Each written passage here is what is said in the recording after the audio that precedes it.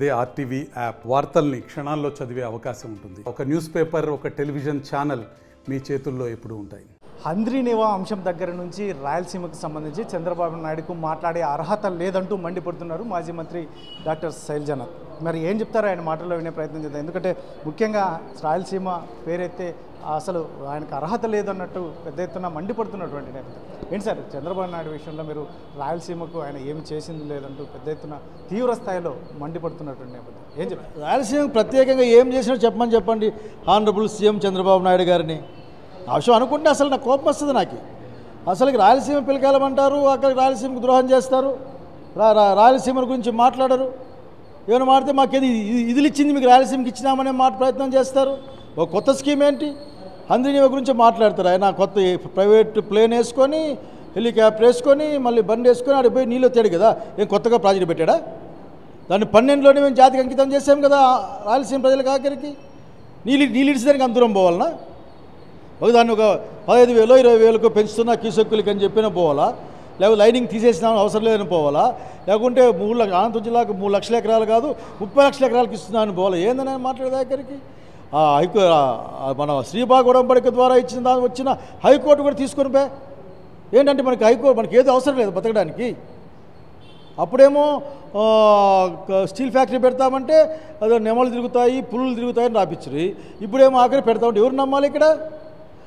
అంత దూరం ఎందుకు? చాలా విషయాలు మాడుకోవచ్చు, రోజు వచ్చింది మాట్లాడతాం. అంటే ఇప్పుడు సార్ వాళ్ళు చెప్తున్నారు గత 5 సంవత్సరాల కాలంలో వైసీపీ గవర్నమెంట్లో తట్టెడు మట్టి కూడా మీరు తీయలేదు అని చెప్పి చెప్తున్నటువంటి నేపథ్యం. దీన్ని ఎలా చూస్తారు? నువ్వెత్తవా బాబు ఆఖరికి? ఎందుకంటే ఆల్రెడీ నువ్వు పోయిన కాలంలో ఇప్పటికే 1,02,00,000 క్యూబిక్ మీటర్ల మన్ను ఎత్తేసినామని మాకేదో వార్తలు వస్తూ ఉన్నాయి.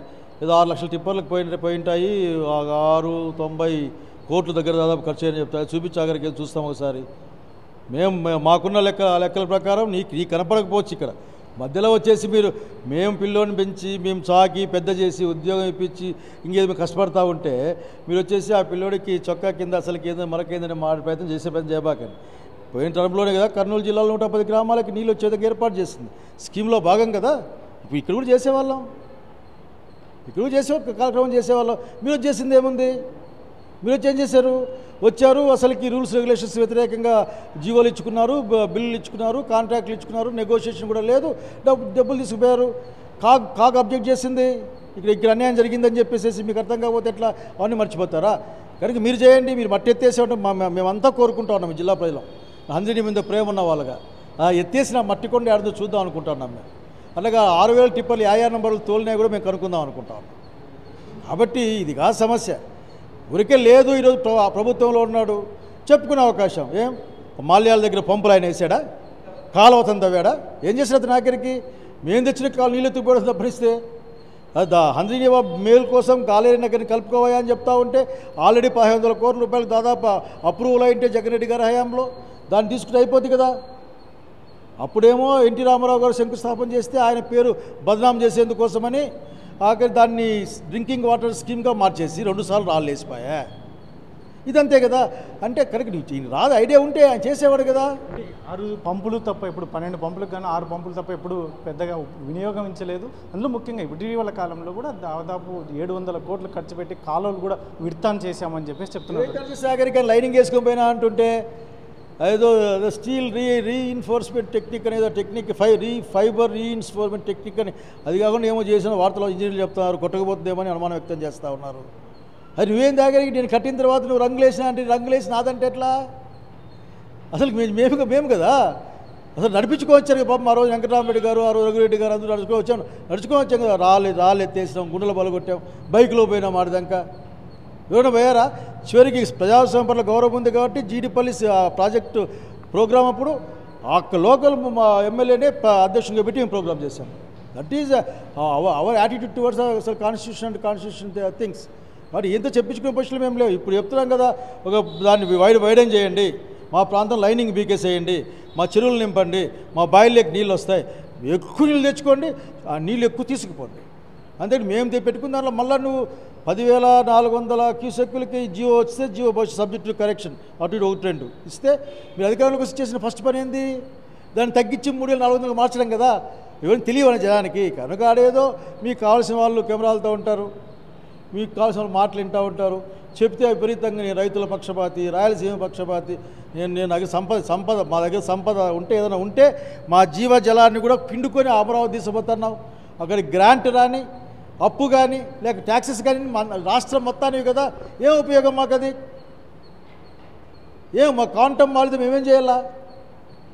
విశాఖపట్నంలో పెట్టు, లేదంటే అనంతపురంలో పెట్టు.